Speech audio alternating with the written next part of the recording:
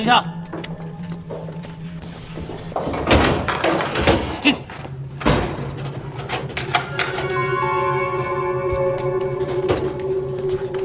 战守安，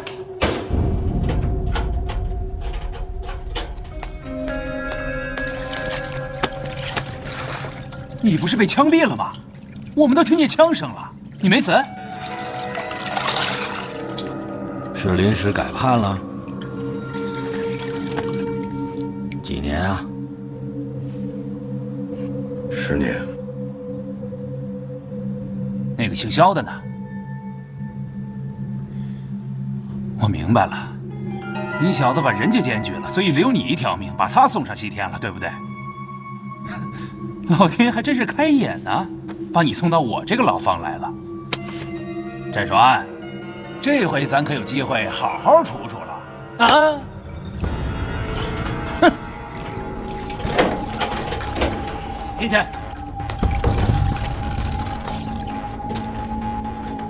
大汉，来新人了。去！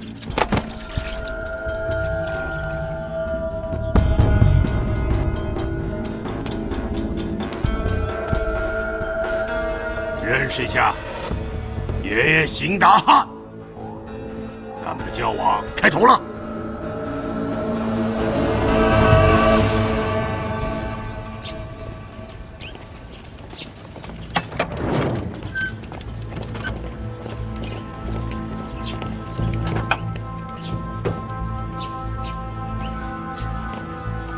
主任，还有什么吩咐？前段时间没有向你透底，主要是想让你把戏做得更逼真一些。属下明白。战守安的事情还没有完，对他百松内紧，让他活动顺藤摸瓜。交给你了。放心吧，主任。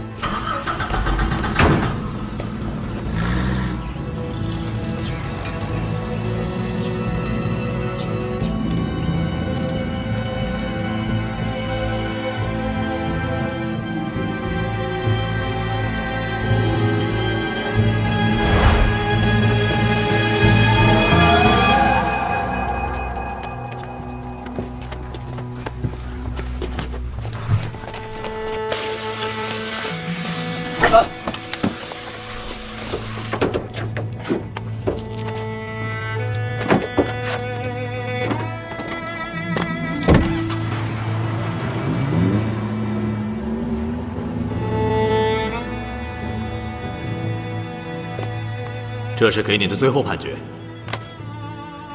战守安在吕营战役期间，对其兄长战守平变节行为知情不报，判处有期徒刑10年。此判决是终审判决，不得上诉，刑期从逮捕之日起算。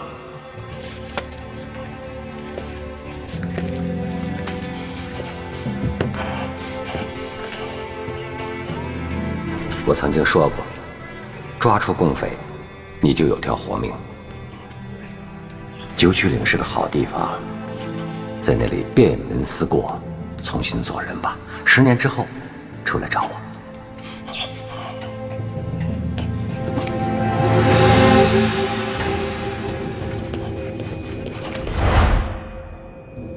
战守安庆幸自己做了正确的选择，挫败了沈在新和萧文华的阴谋。但是10年刑期漫长无边，他绝不能坐等那一天。踏踏实实睡吧，你放心，我们要是想杀你，也不会在牢房里动手的。战守安知道，他白天临行前的表现已经把自己放到了一个极端危险的位置上。他躲过了敌人的子弹，却很有可能死在难友的手中。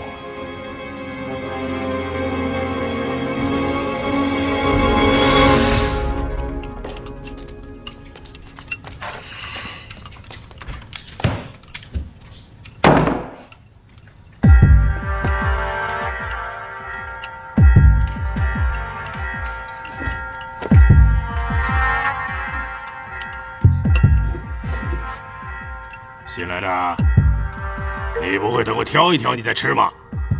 我教你一个规矩：第1个月，你吃饭之前，我先挑一挑，我不吃，你才能吃。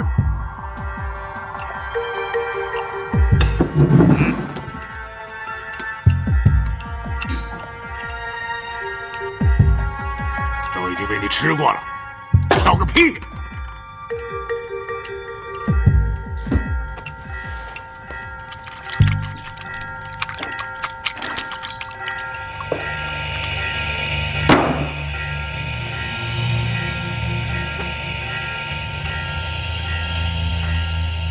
怎么样，不服啊？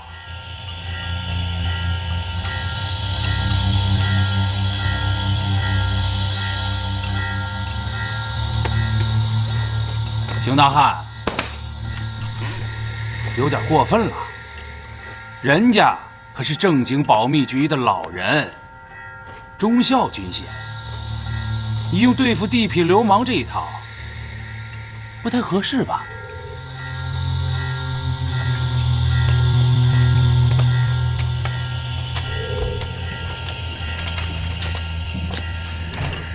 老钱，我这是在为你出气呢。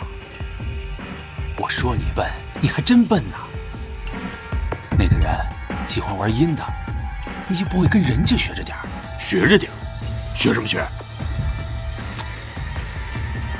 杀人不见血。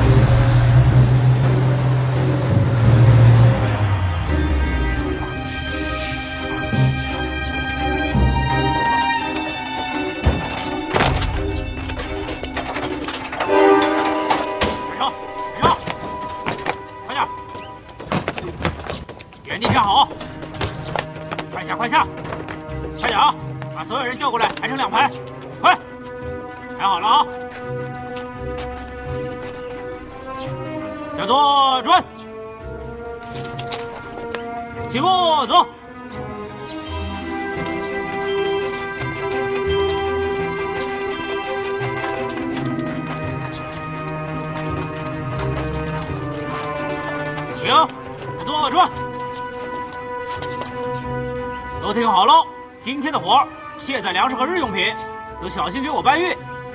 谁要是损坏了，我就扣谁的口粮。蜿蜒的铁路尽头燃起了战守安新的希望。九曲岭周边群山环绕，具体位置难以知晓。也许这列负责补给粮食和日用品的火车将成为战守安返回广州的最好向导。一个新的越狱计划在战守安心中渐渐形成，他要乘上这列火车，离开九曲岭。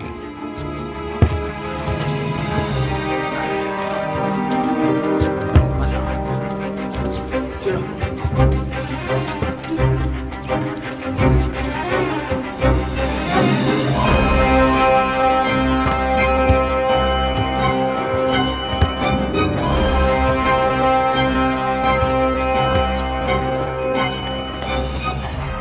莫师傅，下周还是这个时间来吗？对，还是这个时间。记得一定给我带起荷叶，都抽完了。放心吧，爷一定会给你开过来的。多谢啊！快点，快点，快点搬，快点！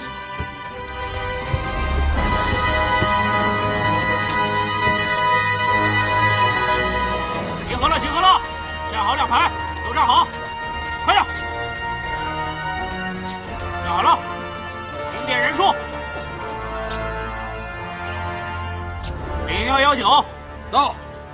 战守安已经断定火车是定期往返的，随车守卫虽然不少，但还是有机可乘。现在只有一个问题，人数清查的这么严格，要怎样才能神不知鬼不觉地混上这列火车呢？0738到，0668到，向左转，上车。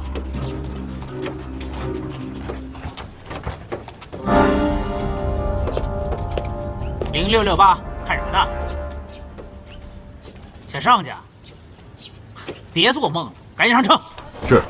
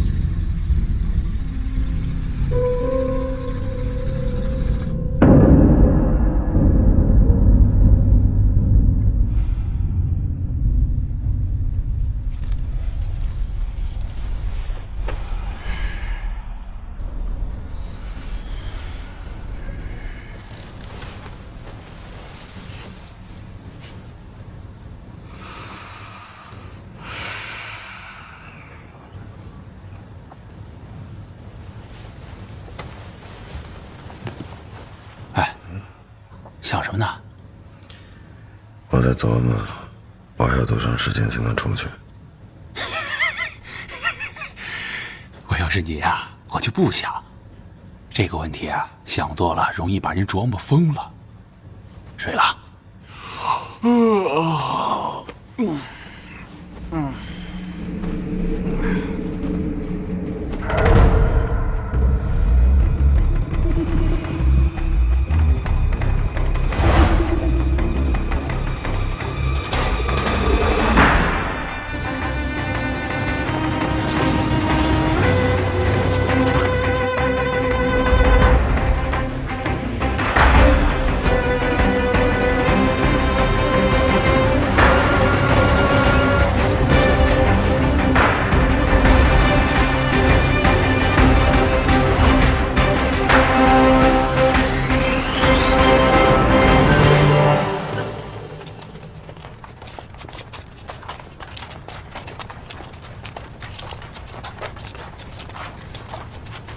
马上集合！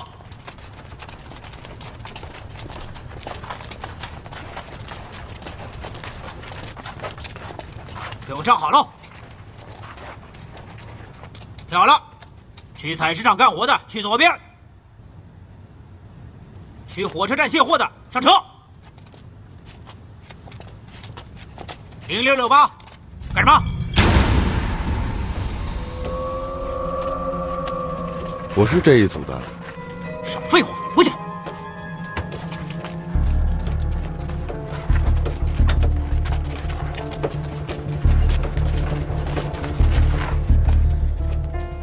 战船，跟我走吧。你跟我一组，跟我上山打石头。我们组人手不够，特意从看守那儿把你要过来了。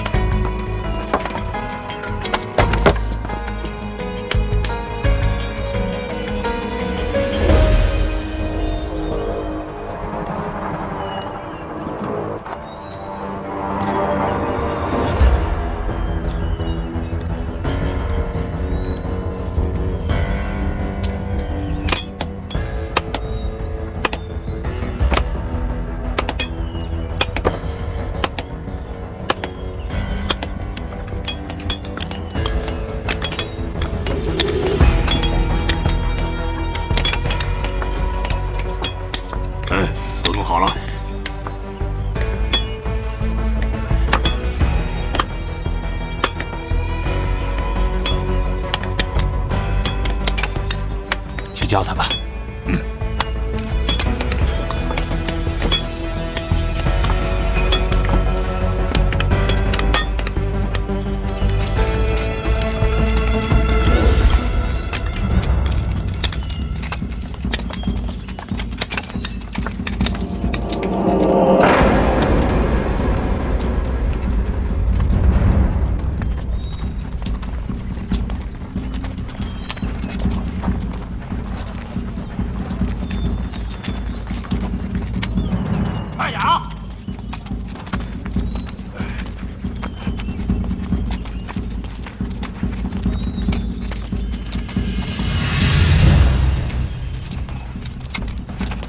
下辈子做个好人吧。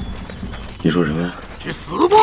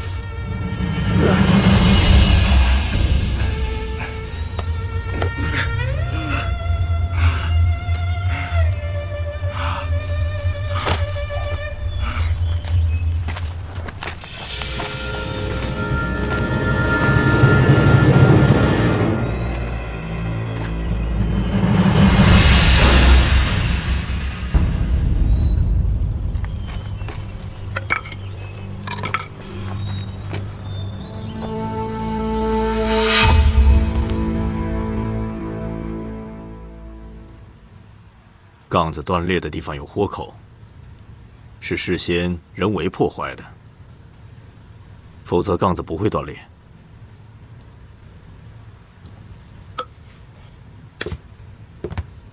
告诉我，是谁跟你一起抬石头的？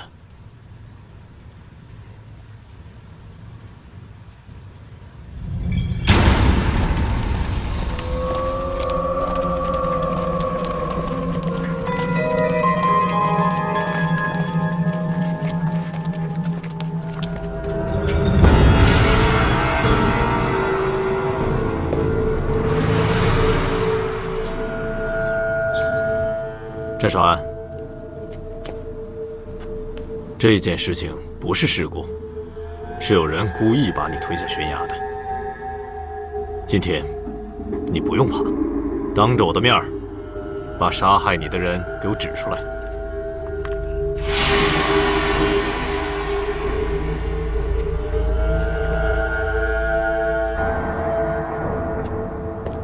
是谁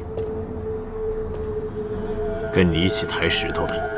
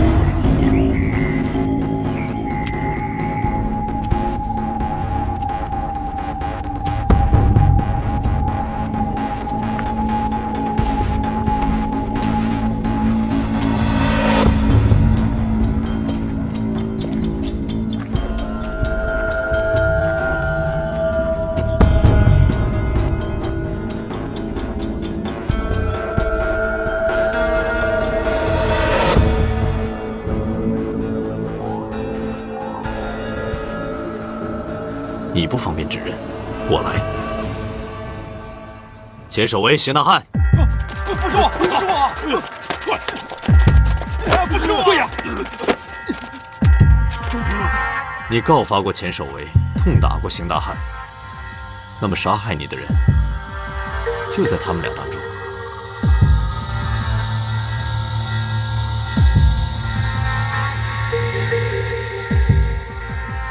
刘义雄，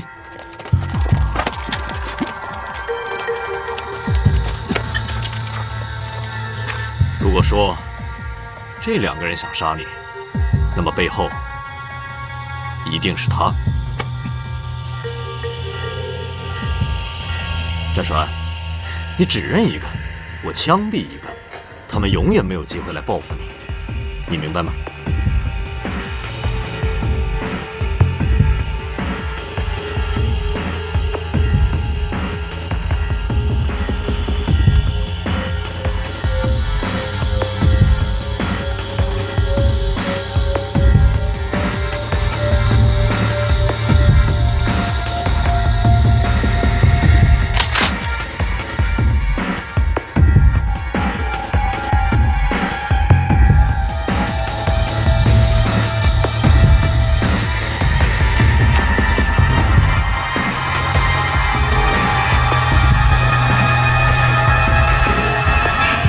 真的没有谁，是我去悬崖边上撒尿，不小心掉下去的。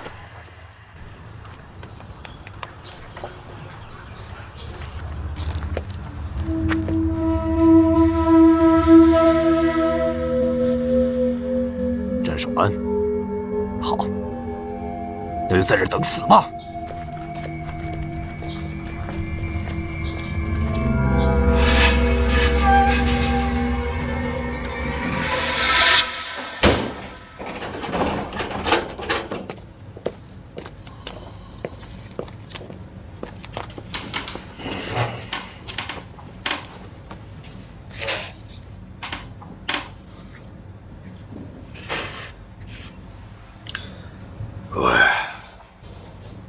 打头起是我做事情太欠考虑，让钱先生吃苦了。可今天呢，你们也算是让我从阎罗殿走了一遭，我们两清了，还望各位日后不要井水再犯河水。还有，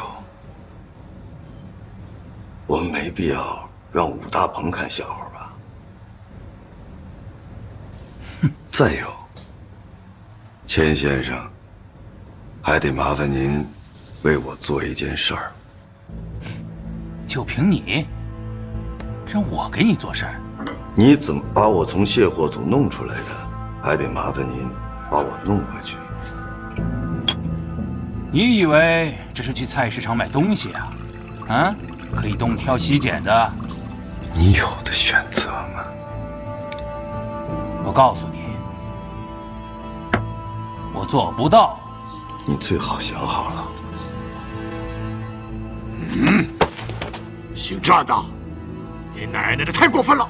大不了鱼死网破，打着同归于尽。只要你们愿意，我随便。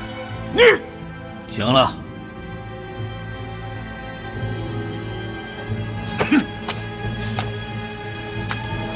守卫，把他的事儿办了。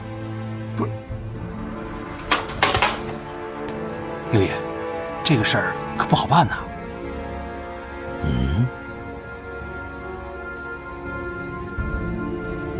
行，我办。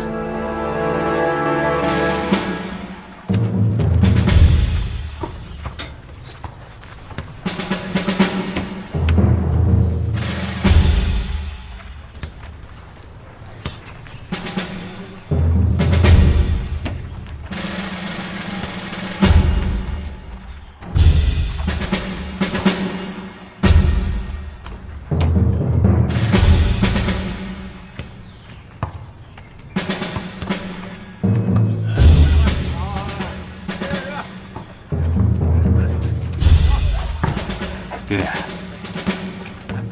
你说这个战守安为什么不指认我们呀？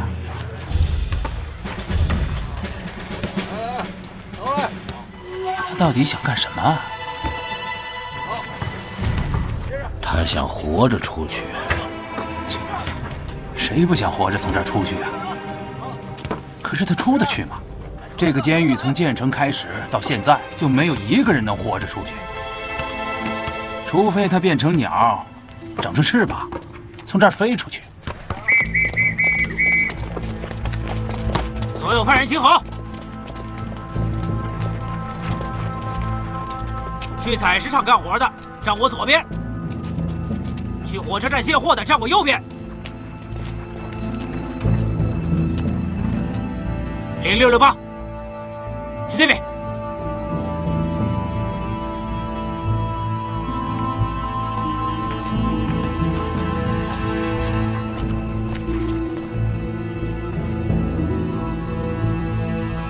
卸货的，跟我走。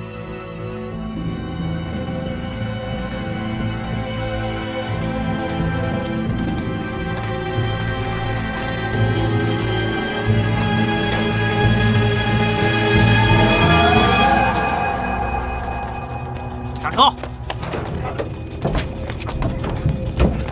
快点！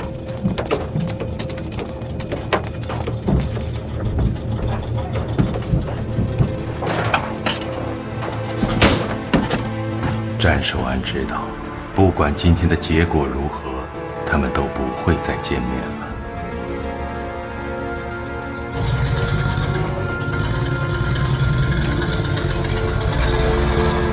要抓紧时间干活了啊！快点，抓紧时间，快办！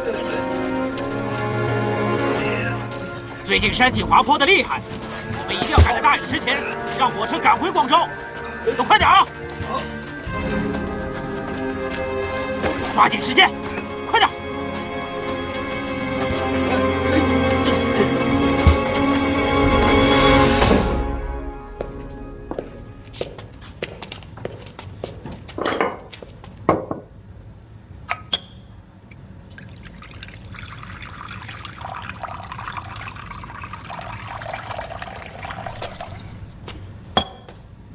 六爷，姓战的那小子要是想逃跑，今天可是一次绝好的机会啊！就看他的运气了。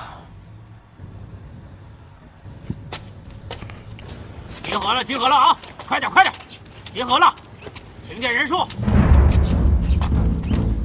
0004到，0117到，0929到，0661到，0853。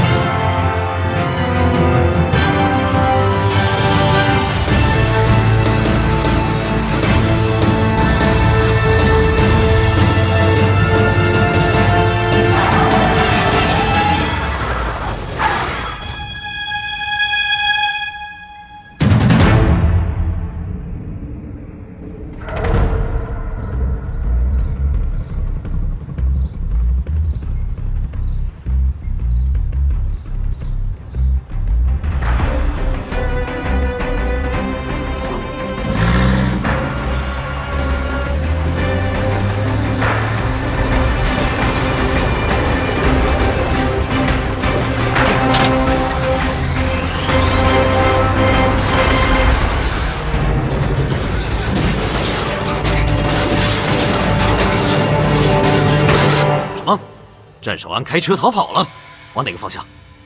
往回跑。休江，你听到了，想尽一切办法给我抓回来。是。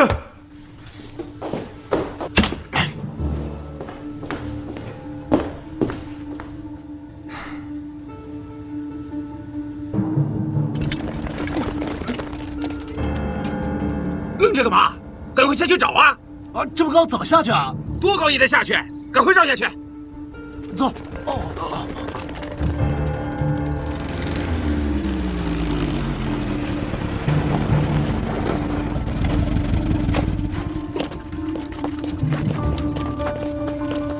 长官，人呢？找到了没？卡车翻下去了。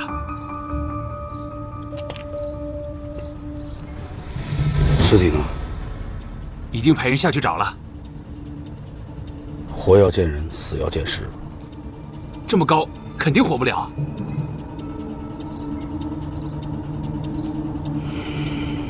继续找吧。是。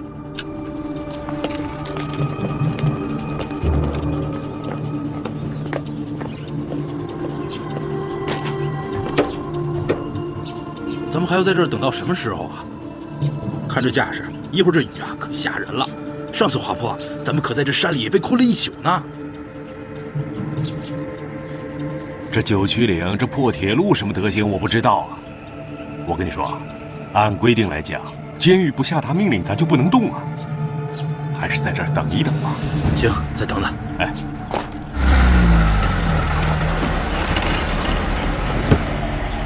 让！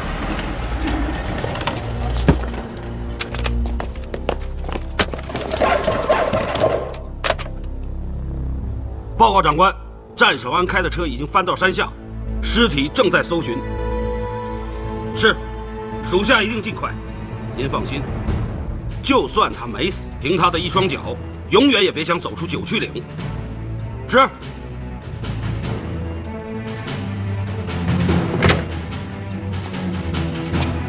长官，人抓到了吗？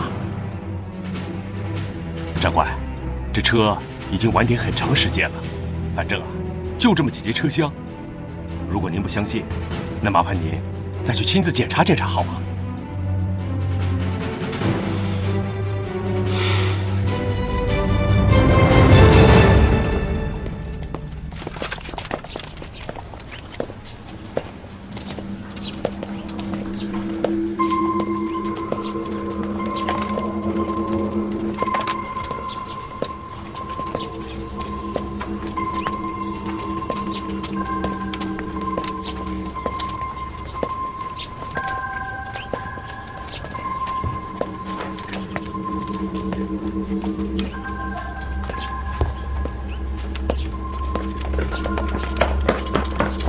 报告长官，火车里没有发现异常。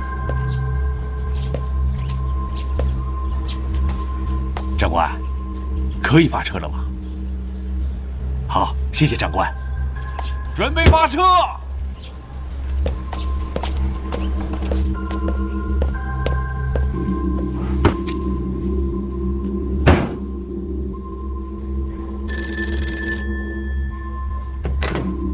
喂，报告长官，找您的。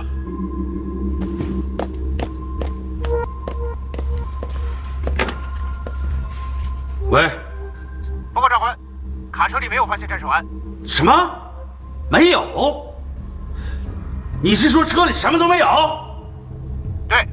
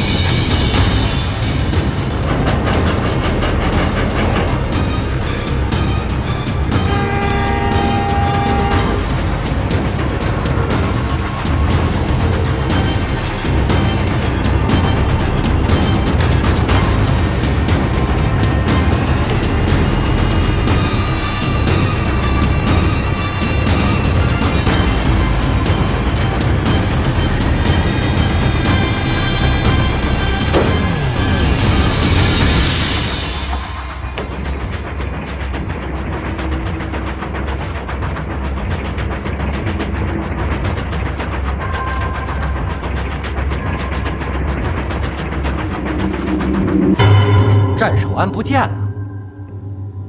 什么不见了？卑职该死！战守安利用工作间隙抢夺卡车脱逃，车已经找到，人至今下落不明。九曲岭那样的地方，正常人根本走不远，怎么会无影无踪呢？确实如此，卡车被毁，货车已经驶离，卑职立刻派人封锁了方圆10公里的地区。到目前为止，已经进行了2遍地毯式的搜索，都没有找到人。正如您说的，九曲岭这个地方1个小时只能跑3公里，更何况现在的天气。这样的常识不用你跟我讲。卑职该死！我马上派人封锁九曲岭所有的重要干线，你就祈祷吧，千万别在九曲岭之外活着看见战守安，不然的话，后果我就不用提醒你了。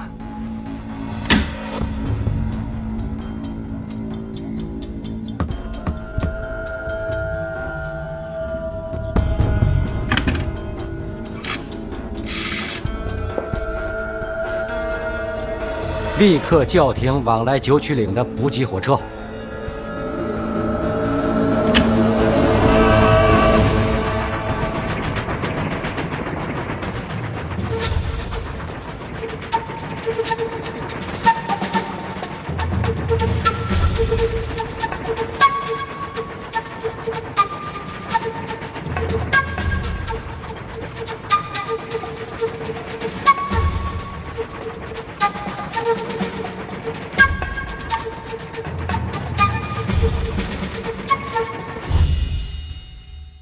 战守安不见了。什么不见了？卑职该死！战守安利用工作间隙抢夺卡车脱逃，车已经找到，人至今下落不明。九曲岭那样的地方，正常人根本走不远，怎么会无影无踪呢？确实如此，卡车被毁，货车已经驶离，卑职立刻派人封锁了方圆10公里的地区。到目前为止，已经进行了2遍地毯式的搜索，都没有找到人。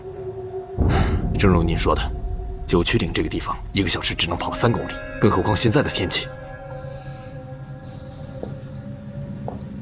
这样的常识不用你跟我讲。卑职该死！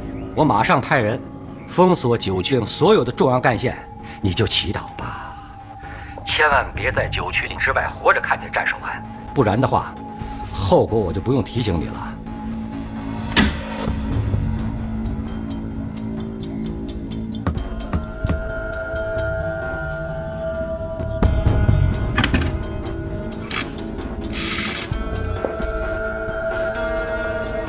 立刻叫停往来九曲岭的补给火车。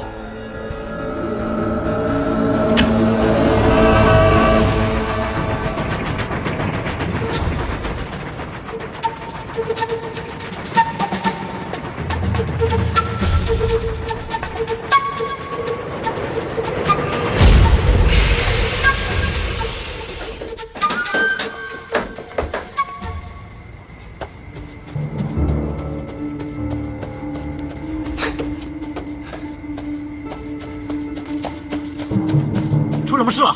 他娘的，哪壶不开提哪壶！前面塌方了，找人把石头搬开！快快快！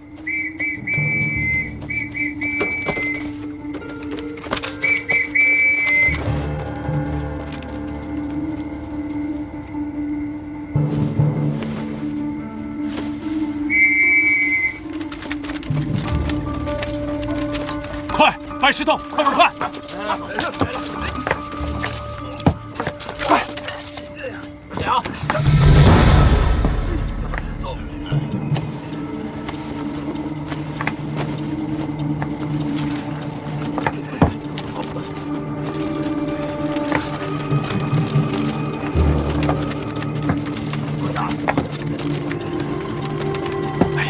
这又是怎么了？上级最新命令，九曲岭监狱有人越狱，现在可能就在你的车上。不可能的！你们之前是里里外外检查了多少遍了？这是上级的命令，搜！啊，你说这？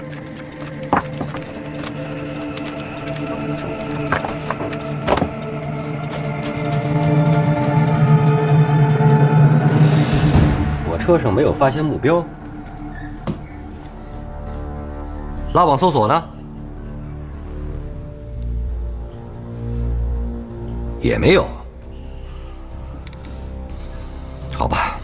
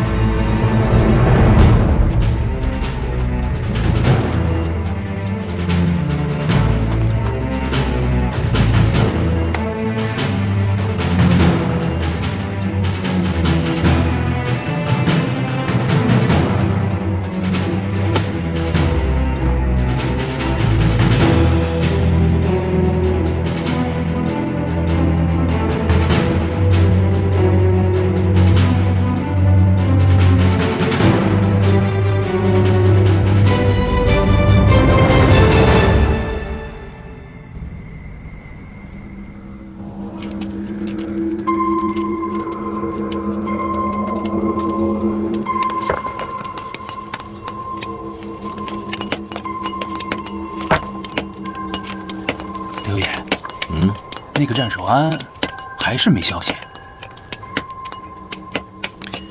没有消息。生不见人，死不见尸。所有的关卡守卫都说，没有任何人通过封锁。最近九曲岭的搜索也是一点消息都没有。刘野，这小子要是真得了手，那他可就是九曲岭的这个了。咱们还真是有眼不识泰山呐！还真是小瞧了这小子了。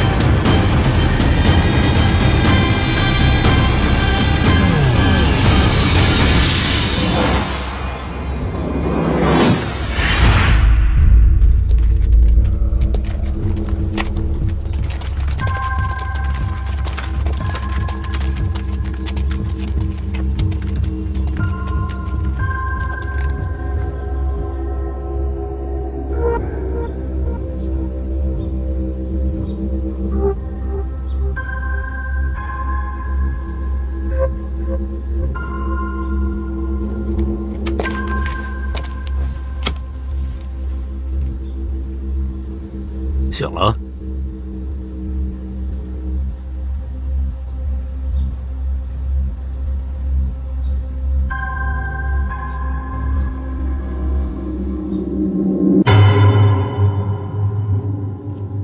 战守安，你让我感到很困惑。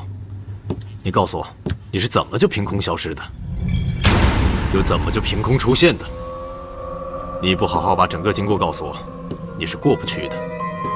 你明白吗？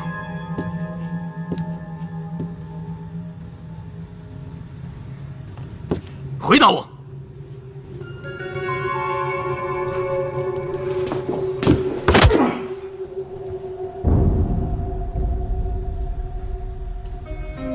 慢！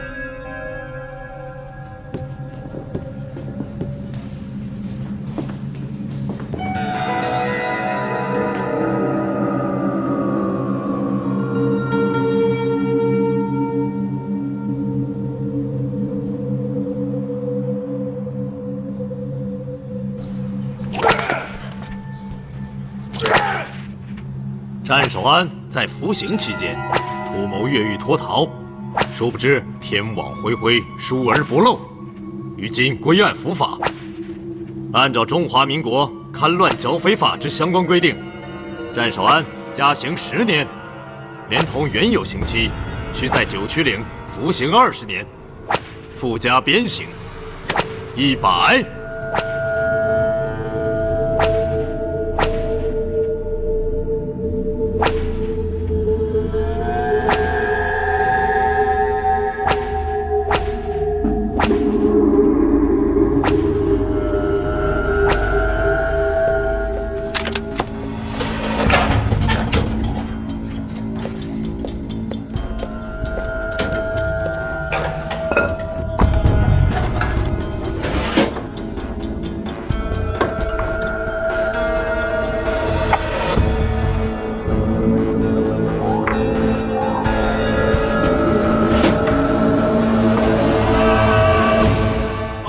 进来。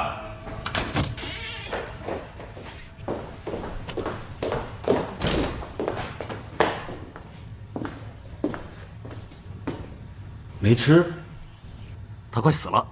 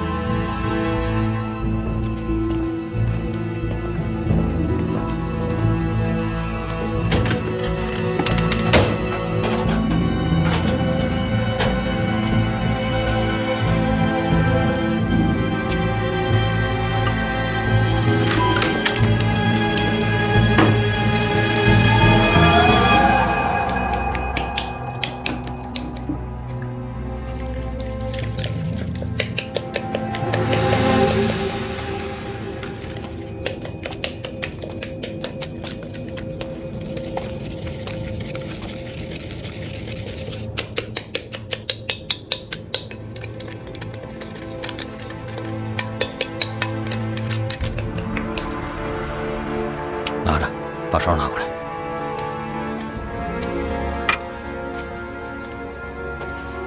要活下去，就得吃口东西。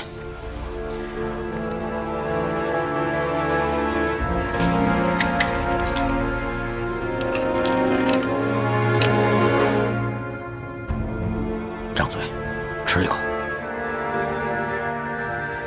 吃一口。吃一口，兄弟。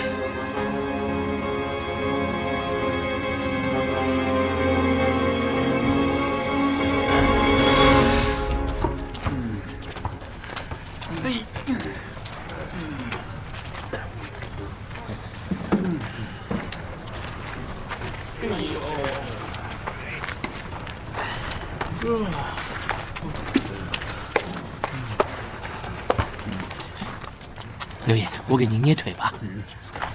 滚！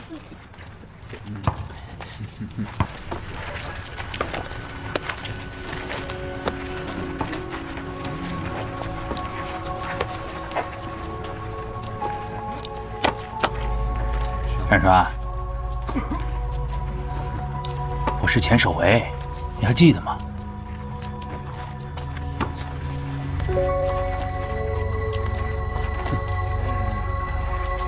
你说过的，以后咱们井水不犯河水。说开了。是，咱们以前是有点小过节，这不都过去了吗？你是谁？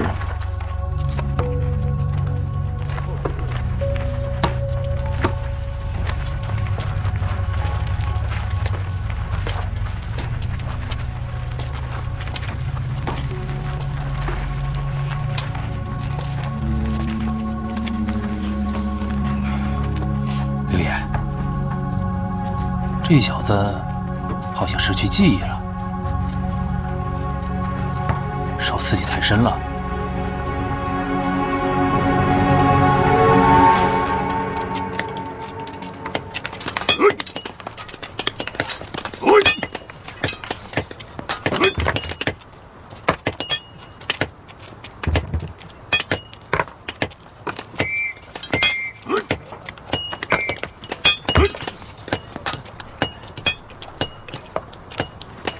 刘爷，啊，吃个东西。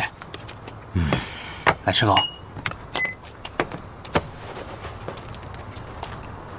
哎，来坐。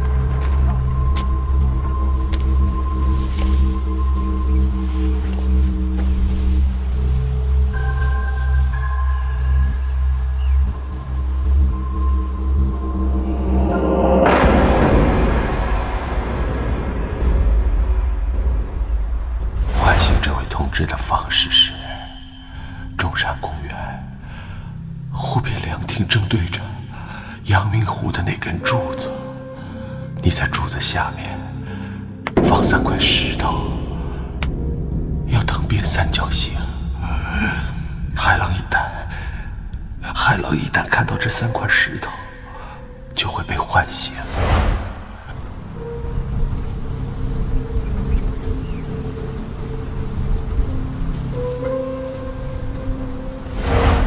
你要注意中央日报的寻人启事，当你看到启事上有二哥大婚赎回大哥的启事，那么你们就接上头了。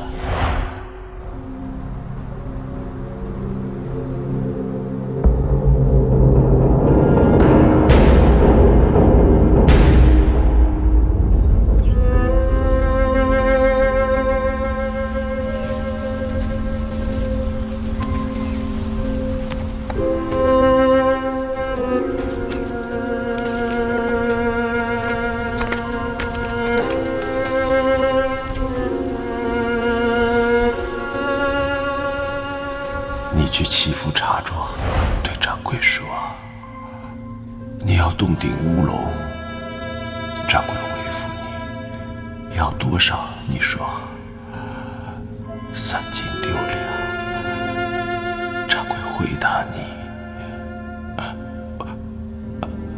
会说他要去库房看看。”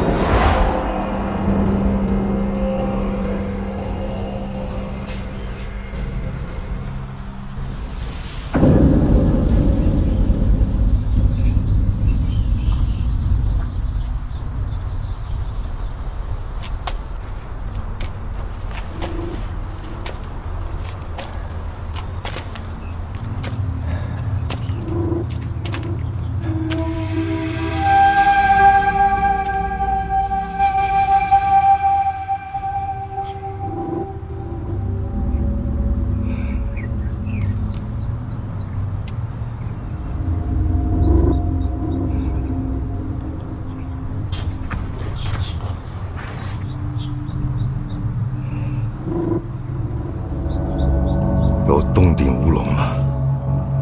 有。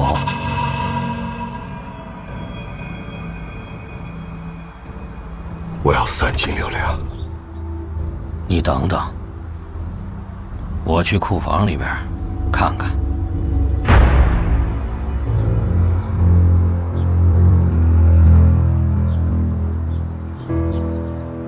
海狼，战守安同志。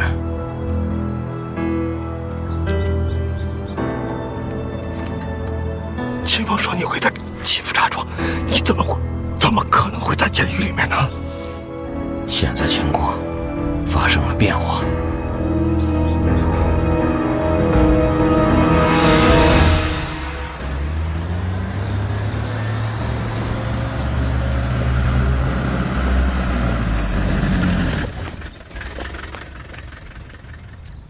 主任，您来了。战守安的情况怎么样了？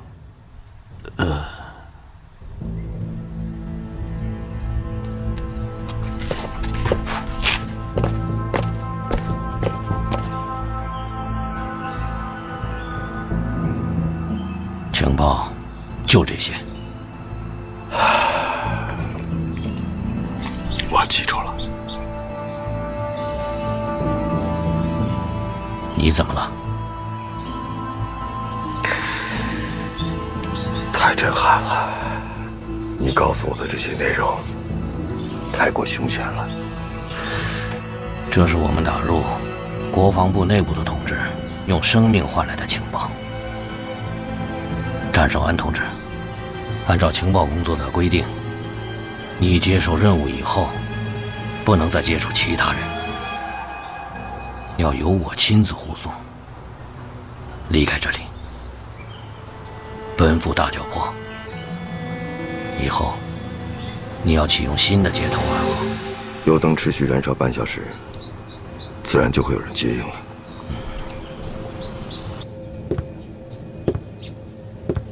这已经是第2次了。战守安从这里逃脱又回来了，你说这里边有什么让他割舍不了？这个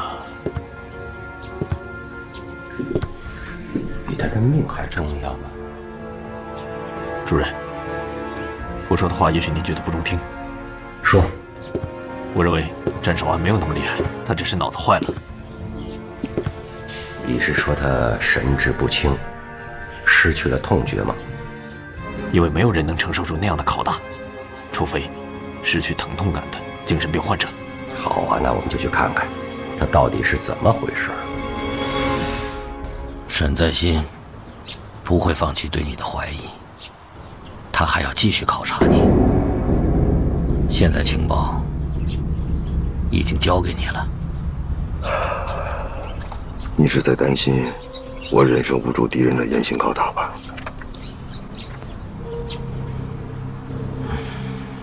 我确实有这个担心。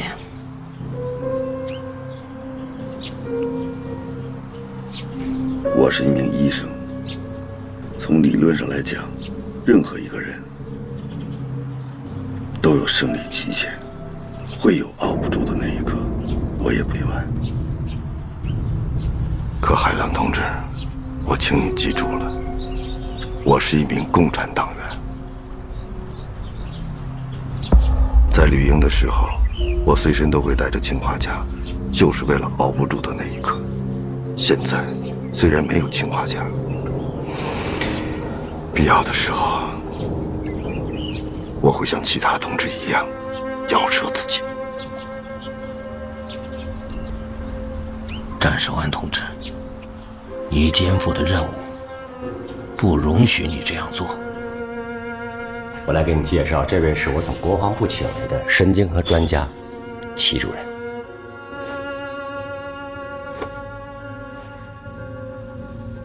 我们马上就会知道真正的结果了。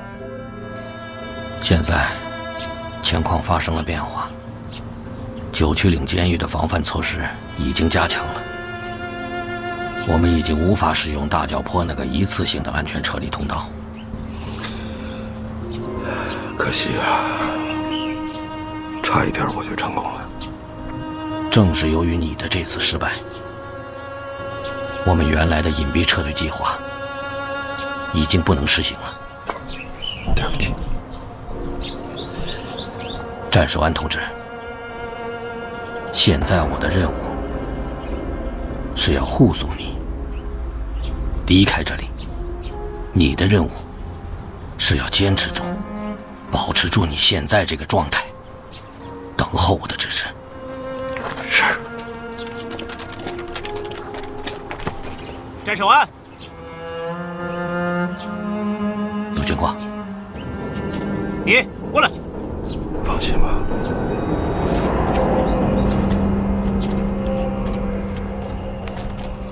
快点，别磨蹭了。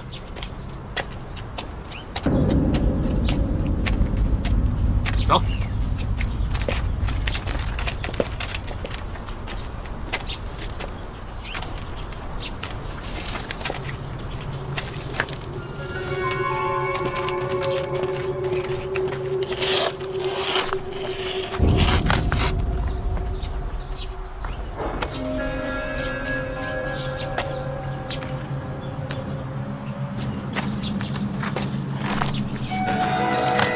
刘爷，这战守安是什么人啊？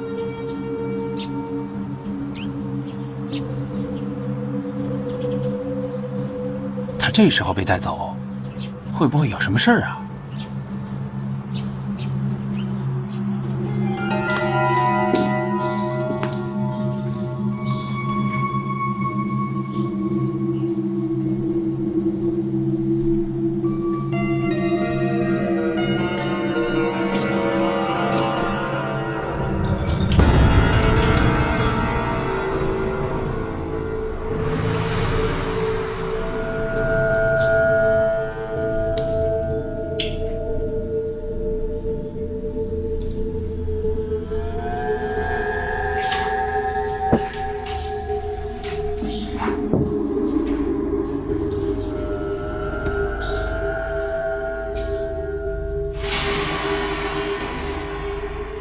张医生辛苦了，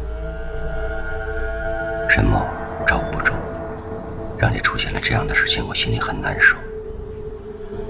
你看我们共事5年，历经磨难，你一向为党国为重，以领袖为先。我希望你继续做党国的终结之士，好吗？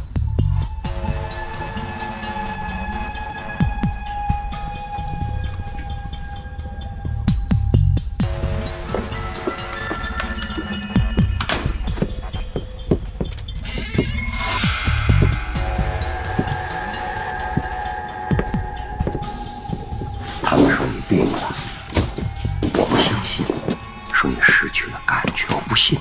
一个从缅甸野人山走出来的人，怎么会这样？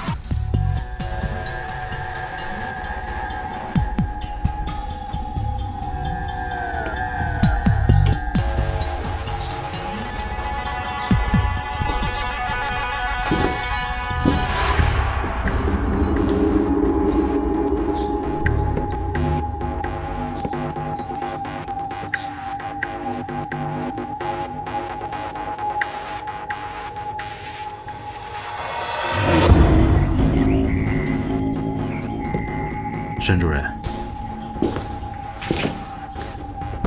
按照病理，如果这个犯人真的得了神经封闭症，他应该完全丧失了所有的痛觉。他要是有痛觉呢？哼，那他就是装的。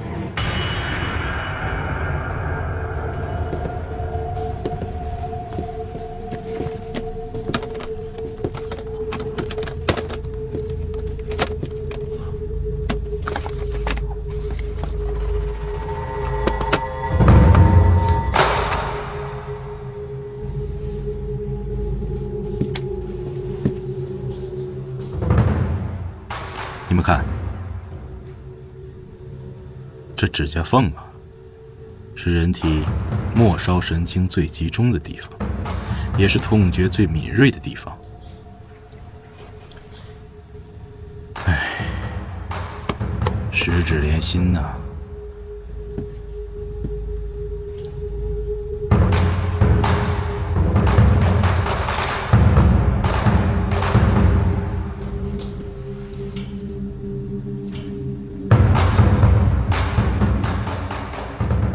疼的话要说。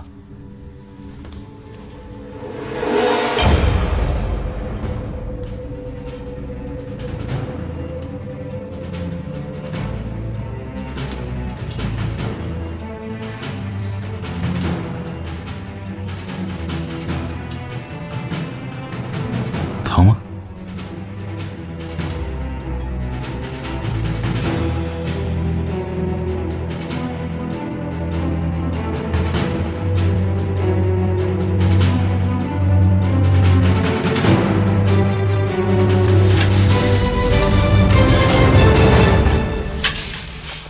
六爷，你是说战守安是咱自己人？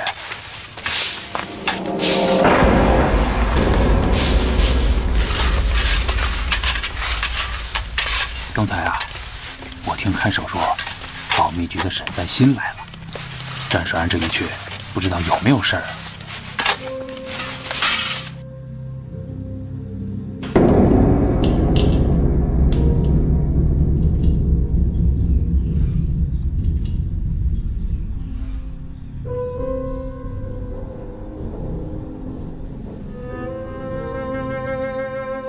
如果说这个犯人，他的手指甲缝里插入银针都没有感觉的话，那他就真的得了神经封闭症了。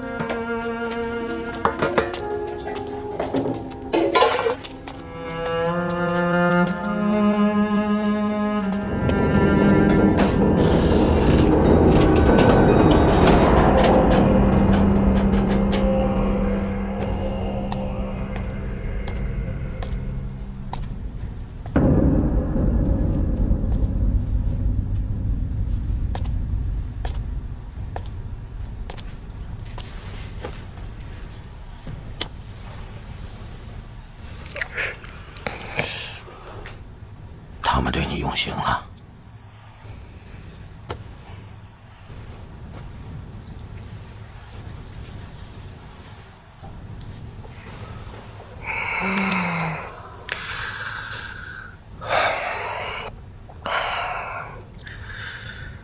我看到马路了。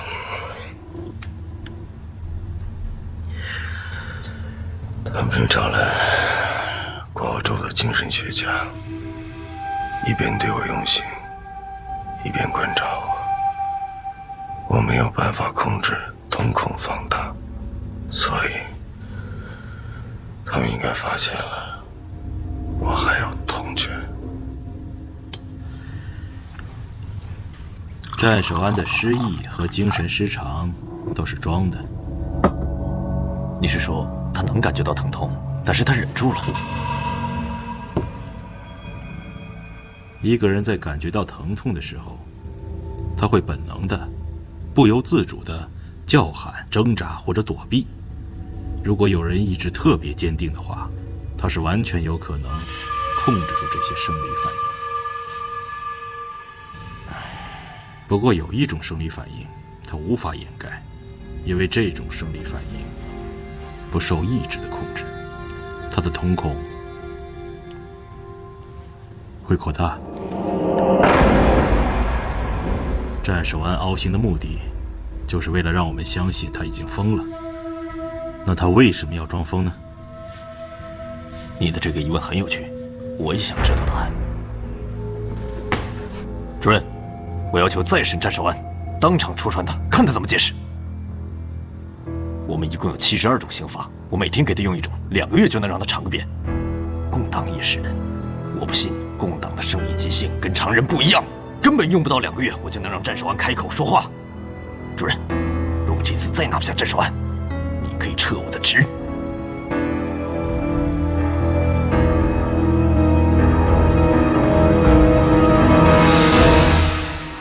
他们还会用更残酷的手段对付你。死我都不怕，我还怕什么呢？不，你肩负重要的任务，我不能看着敌人把你逼到咬舌自尽的程度。我下面说的话你要听清楚，因为没有时间再说第2遍。我的正式身份是中共广东特委书记，我叫李东敏。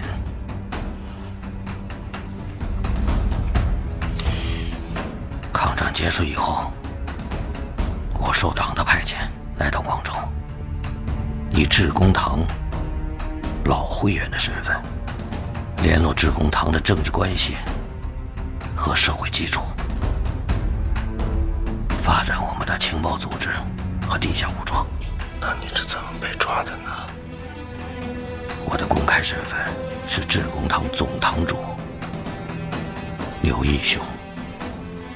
下面一个堂口在购买武器的时候，被保密局的倒钩发现了。交易的时候，我们的人都死了。这里有2个我们的同志，钱守伟和邢大汉是下面堂口的副堂主，他们被判刑20年。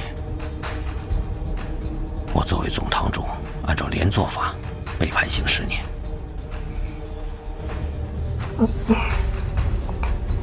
那也就是说，他们还不知道你的真实身份。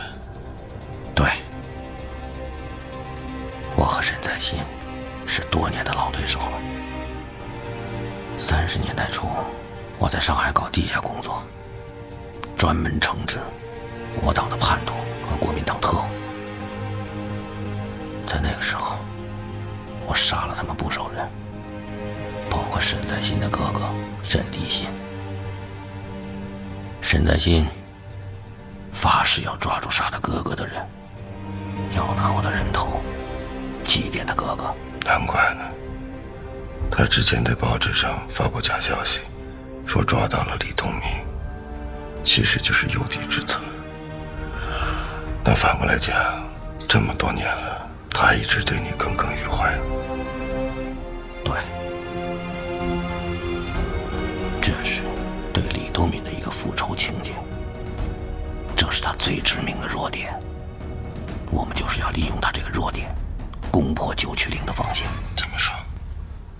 你想，沈在新告发我，就说刘义兄就是李东敏。为什么？只有这样，你才有机会安全的离开这里，去完成任务。根本不可能。寿安同志，沈在新之所以到现在还没有动你，就是因为他没有掌握对你不利的直接证据，否则他不会把你留到现在。再有一个原因，就是你哥哥战守平旅长起义的缘故。沈在新发现你对他还有更大的利用价值，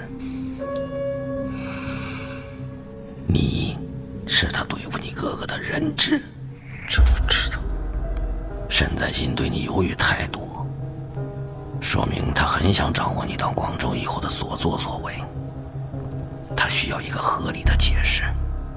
你向他告发，发现了李东敏，你不仅仅只抓住了一个共党间谍，你还替他解开了缠绕他心头10几年的复仇情节。在他的潜意识里，他将会生出对你的感激。在这种心理因素的支配下，他的理性判断就会做出对你有利的选择。他不可能把你关押在九曲岭监狱，他会把你送去广州，替他去邀功请赏，这样你完成任务的机会就有了。那他们会立即杀了你。但你还让我这么做？战守安同志，比起你肩负的任务，比起我们要解放全国的大目标，我做出这点牺牲，值得。你让我去告发你，你让我去当那个叛徒，我办不到。战守安同志，我现在是以广东省特委的身份，命令你必须执行这个任务，必须无条件的执行这个任务。不管是谁的命令，我也不会执行。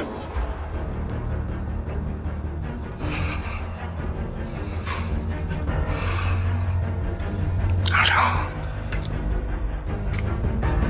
秦放当时是为了救我而牺牲的，这已经让我无地自容了。现在让我把一个活生生的你，我党的同志送到敌人手里，我不可能。就算我活下来了，你告诉我，我要怎么去面对我自己？不可能。那好，既然这样，我还有另一个方案。什么？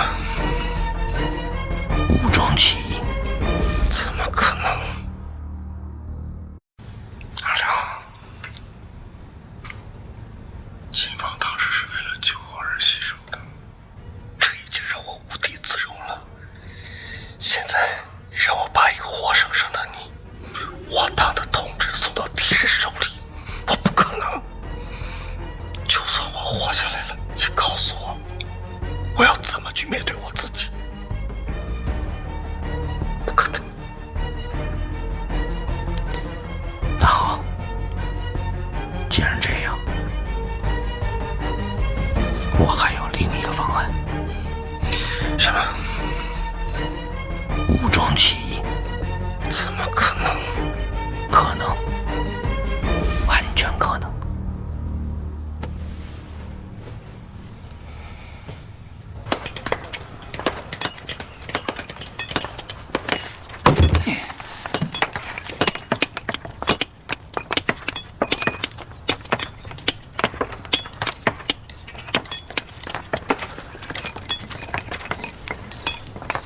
别看九曲岭监狱号称是天牢，我们脚下这个地方离海边不远。铁丝网的后头还有一道电网，过了电网，翻过这座山，就到海边了。海海边有巡逻队的巡逻艇。有海？对。没听说过有海啊。我们也是牺牲了不少同志，付出了很大的代价，才搞清九曲岭的地形情况。行动开始以后，先要解决掉那2个看守，剪开第1道铁丝网。我的人会切断电源，我们就越过铁丝网，翻过那座山，就到海边了。找机会夺取巡逻艇。这就是你的逃跑计划呀？未免太简单了点吧？我们一旦惊动了看守，就等于赤手空拳的面对全副武装的2个连。如果他们在洞悉了我们的出逃方向，通知了巡逻艇，我们将会被2面夹击。这根本就没有逃跑的可能啊！行动的成功与否，取决于我们动作的速度，不能给他们留反应时间。机不可失，准备行动。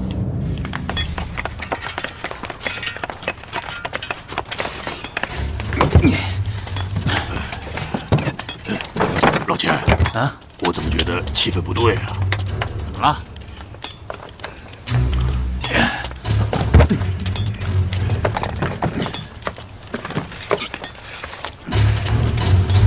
总觉得老大像是有大动作。大汉，记着，这次可是因为咱们堂口的失误，老大才受牵连被关进来的。所以，无论发生什么事情，咱们一定要挡在前面，不能让老大再受连累了，哪怕付出咱们的性命。知道了。您的血压没问题。谢谢。客气什么呀？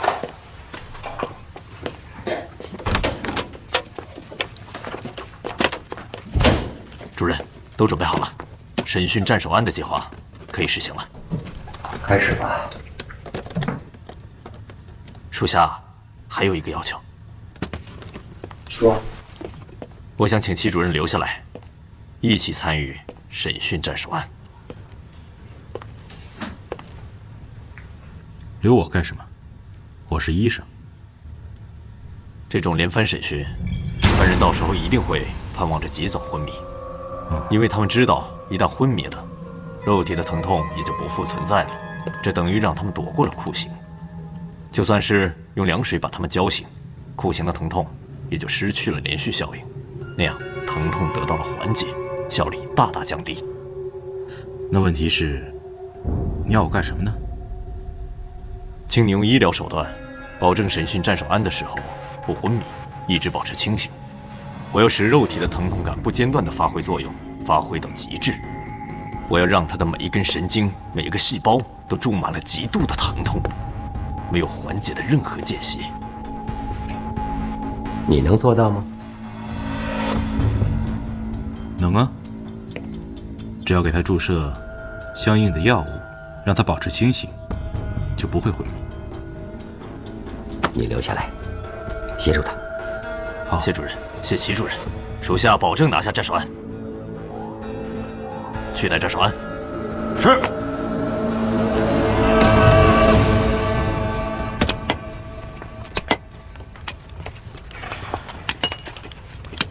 再过一会儿，我们就要开始行动了。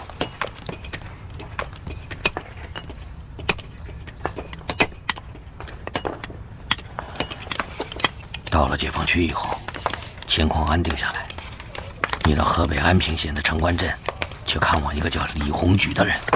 他是谁？我的父亲。从31年离开家以后，就再也没时间回去看望他老人家。你放心吧，我一定会去看望他的。不对啊，到了解放区，你自己可以回去看啊。不是，时间到了，开始行动。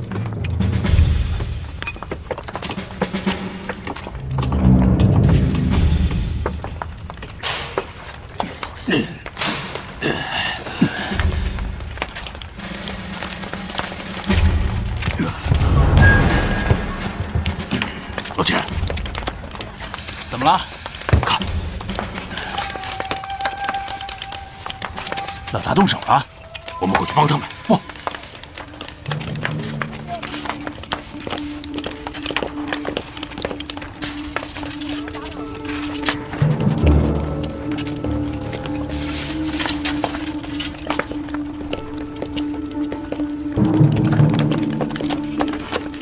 报告，看守长，战守安呢？我去校。战守安，怎么了？人呢？报告看守长，战守安可能在最里边，我去校。不用了。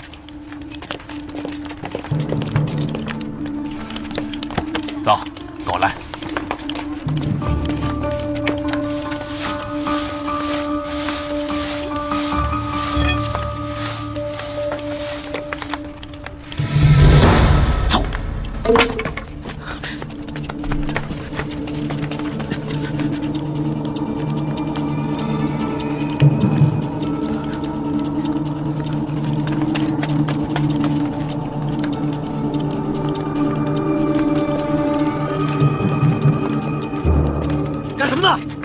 说，在这儿干什么呢？想找个合适的地方方便方便。走开，不要靠近铁丝网。借个小手。废什么话？那我就这儿了啊。我跟你说话你不听是吧？人家就是借个小手嘛，你发那么大火干嘛呀？看你今天就想找死，看老子怎么收拾你！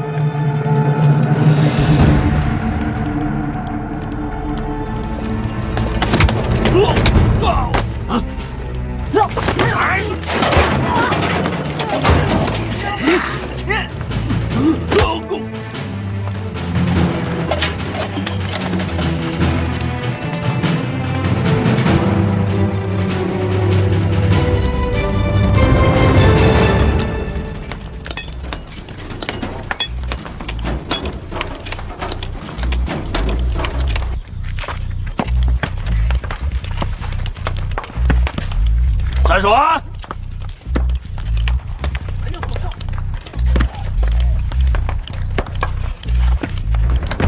战守安，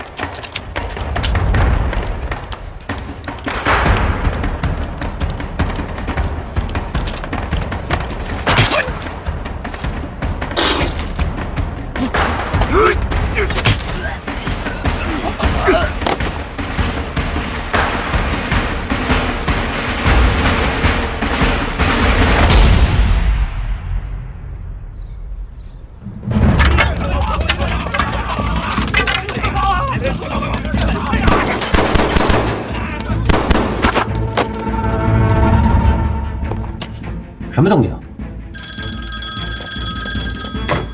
喂，什么？采石场发生暴动！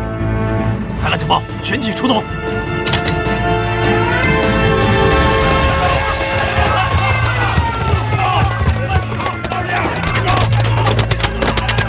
他们发现了，是钱守卫和邢大汉他们动手了。他们在配合我们行动。我没告诉他们。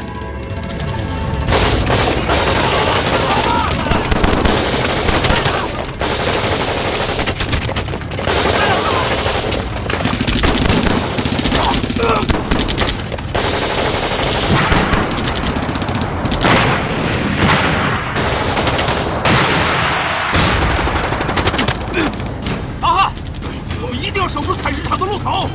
老钱啊，老大和战守儿在干什么？不管他们干什么，给老大顶住这些守卫就是对的。对。老汉，咱们子弹不多，省着点打，给老大多争取点时间。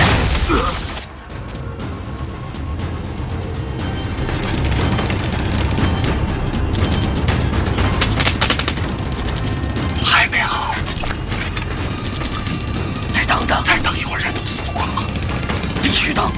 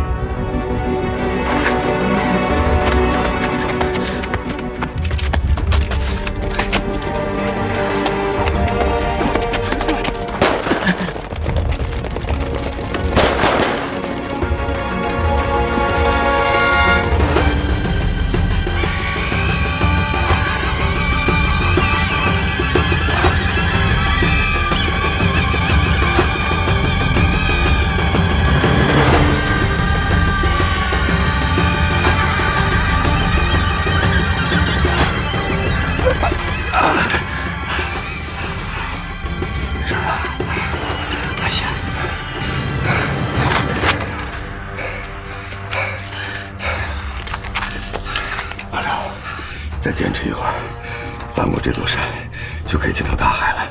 到时候我们抢下巡逻艇，就可以回到解放区了。那个时候，你就可以见到你的老父亲了。你就是再翻过一座山，也不会看到大海，根本就没有大海。没有大海？你骗我！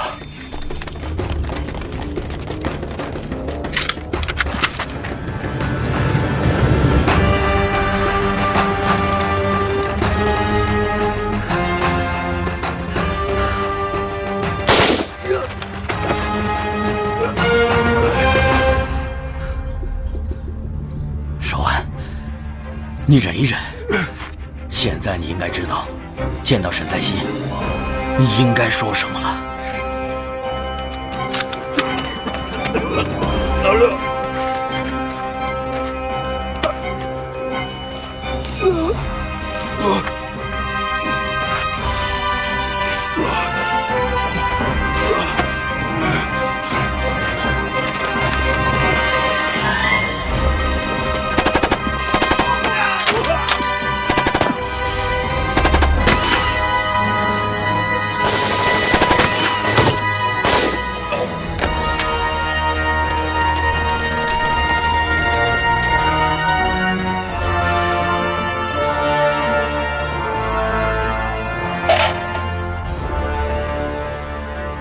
枪！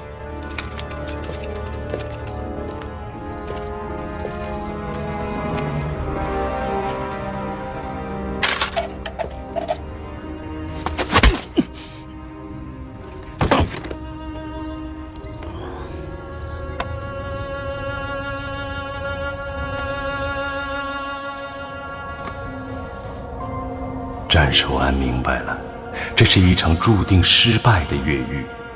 刘义雄策动他的唯一原因，就是为了回到最初的方案，用生命掩护战守安离开九曲岭。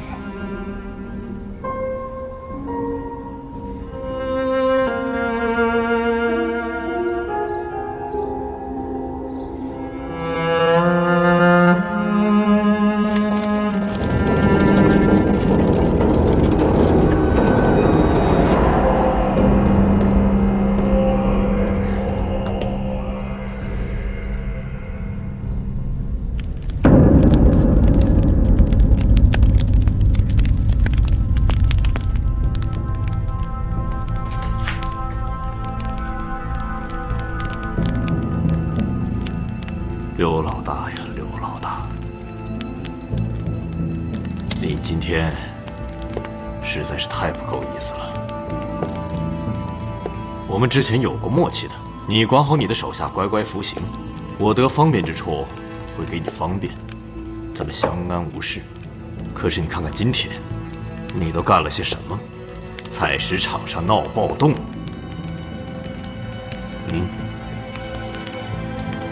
好吧。告诉我实话，你这又是枪又是炮，打打杀杀闹半天，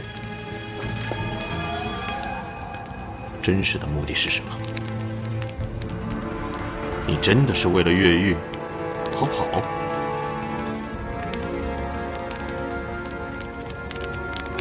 刘老大，你可不要逼着我对你撕破脸动刑。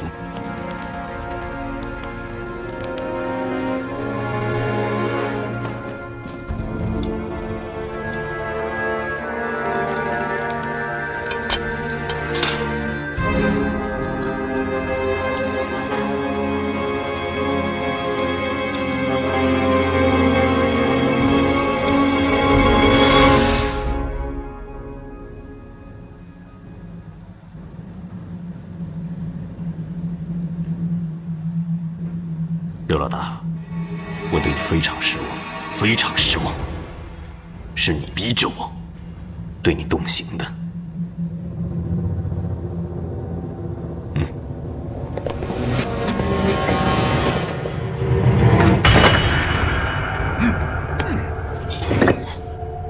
放下，放下！就你们这些东西，也就是给爷挠挠痒，别费劲了。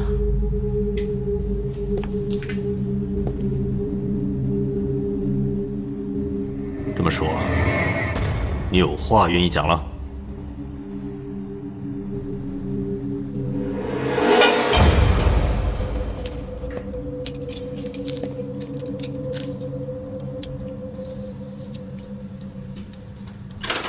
现在情况怎么样？子弹是在离心脏2厘米的地方穿过去的，很危险。什么时候能醒过来呀？这很难说，他失血太多了。千万别让他死了。我会尽力的。主任，刘义雄有话要说。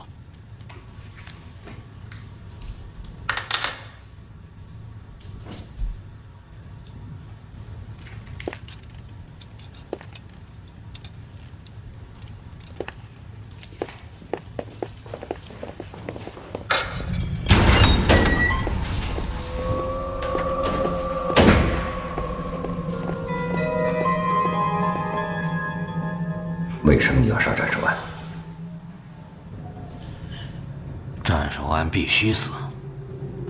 他跟他哥哥走的是完全不同的2条路，他是你们保密局的一条狗。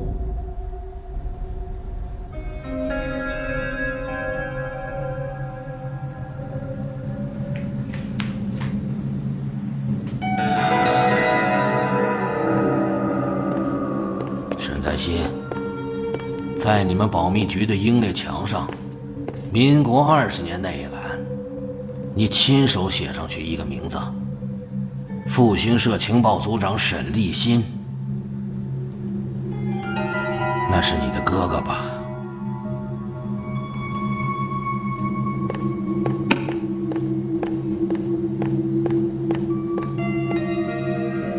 当年，沈立新奉命打入我们的组织，可惜关键时刻他露出了破绽，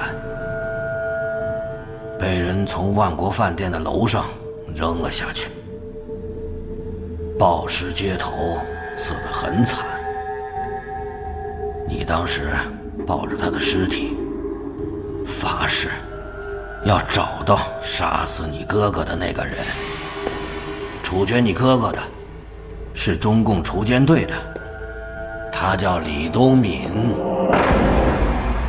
战守安他威胁到了李东敏的安全，战守安必须死。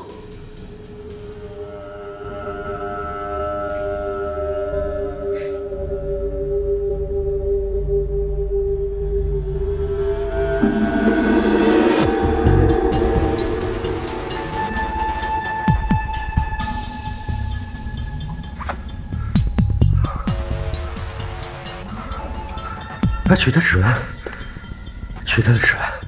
是。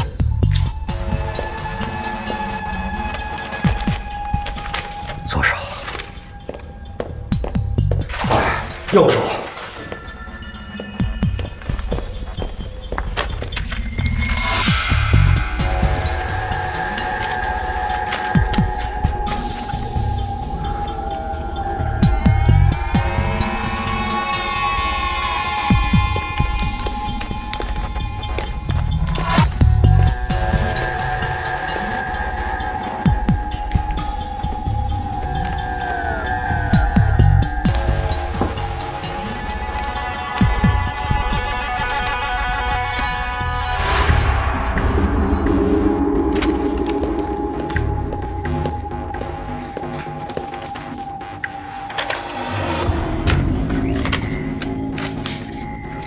回避一下。是。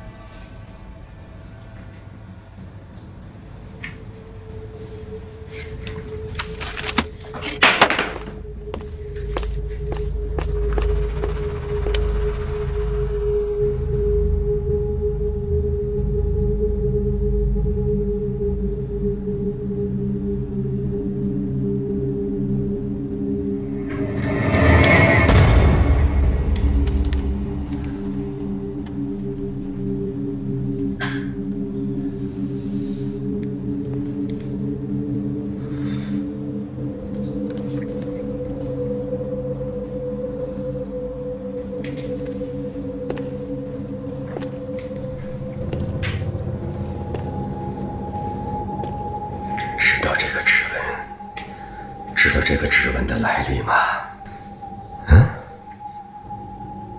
刘一雄知道，沈在新这个老对手有一个致命的弱点，那就是疯狂的复仇意愿。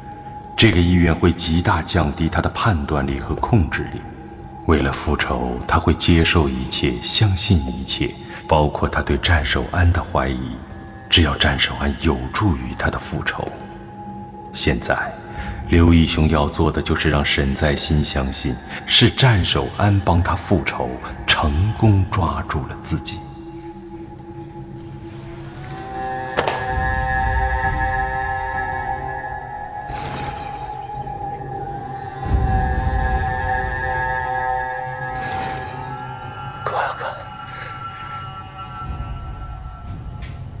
我记得你是燕京大学国文系的高材生啊。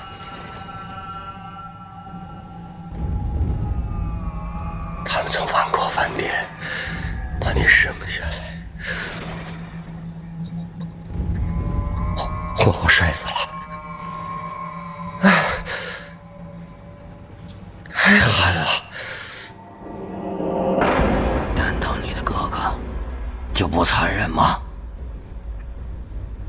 他杀死了我们2个同志，还有他们不到2岁的小女儿，他必须付出代价。他是为政府做事，尽国民的义务。就你们效忠的那个政府，鱼肉百姓，丧权辱国，就应该把他推翻。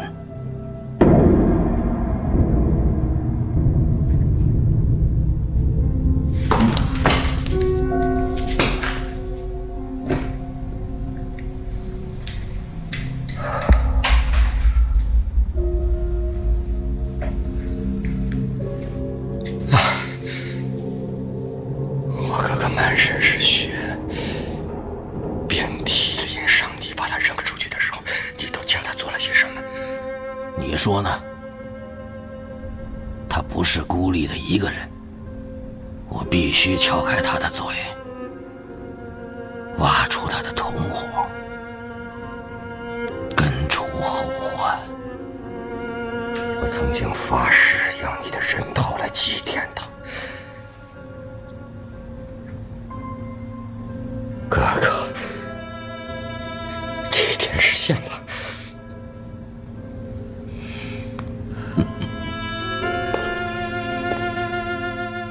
我想到了会有这一天。当我在镰刀斧头前举起右手的时候，我就做出了选择。我相信，我们共产党人一定要建立一个劳苦大众、翻身做主的新中国。可惜，这一天我是看不到了。沈在新，你记住，当你砍下我这颗头的时候，你就已经变成了一个死人了。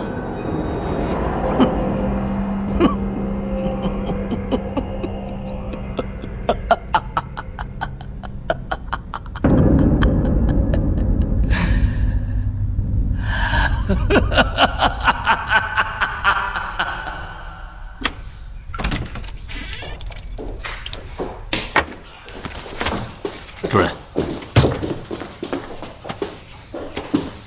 看来这个战守安还真是党国的忠贞之士。他一直潜伏在刘义雄身边，直到关键时刻才出手破坏了刘义雄的越狱计划。要不是他一直缠着刘义雄，这个消失了10几年的李东敏又怎么可能现身呢？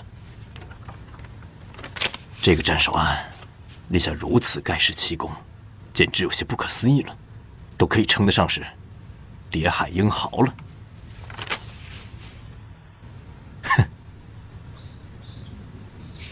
上报国防部，中共广东特委书记李东敏被擒。是。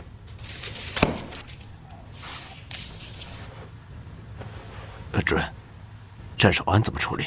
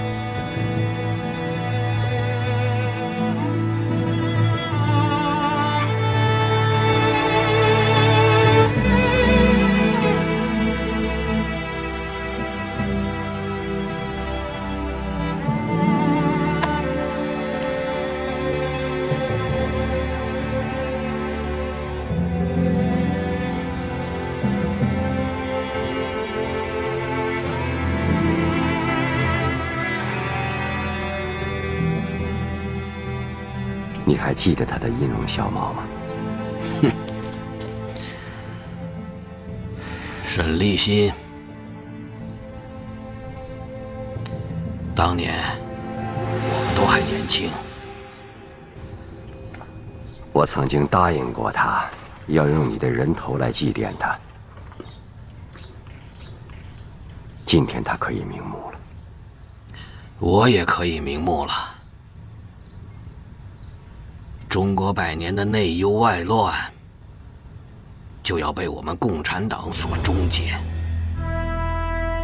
一个人民的共和国就要诞生了。沈在新，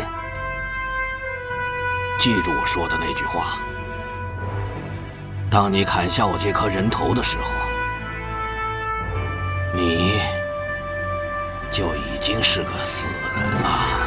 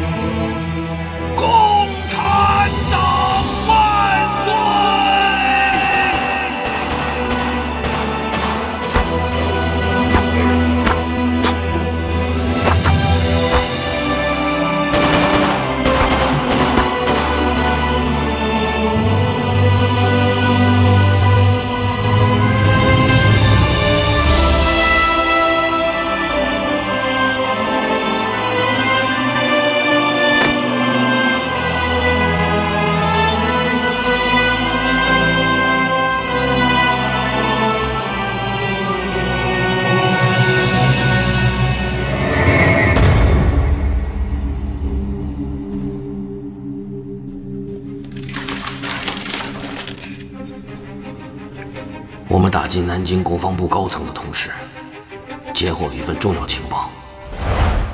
敌人从吕营撤退之前，就已经着手实施了一个庞大的潜伏计划。这个潜伏组织的结构很具有特点，全部是单线联系，十分可怕。潜伏人员有可能已经渗透到我们的指挥系统。这个潜伏组织的最高任务，一旦我们解放全国的决胜战役打响，这个组织就会启动苏醒，从内部破坏这次决战。他们行动的代号“天机计划”。敌人有那么大的能量，构建这么庞大的一个网络吗？你确定是真的？接获情报的同志是致公堂早期在册成员。我和他是单线联系，他打入敌人内部已经有很多年，现在他牺牲了，恰恰证实了这个计划的存在。那我能做什么呢？守安同志，你要想尽一切办法见到林小之书记，当面把情报交给他。在见到他以前，对任何人都不能提起天机计划的任何情况，因为我们现在还不知道，他们已经渗透到我们指挥系统的哪一个级别、哪一个层次。一旦他们得知我们已经掌握了天机计划的情况，他们就会更改部署，那样我们就无法在决胜战役打响之前破获这个组织，就无法保障决战的胜利。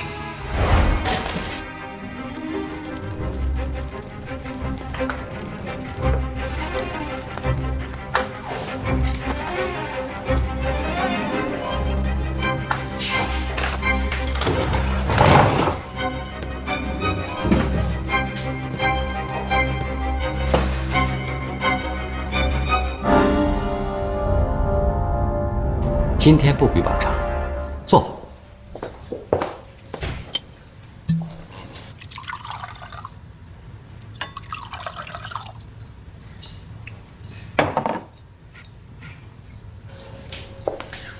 我们喝一杯。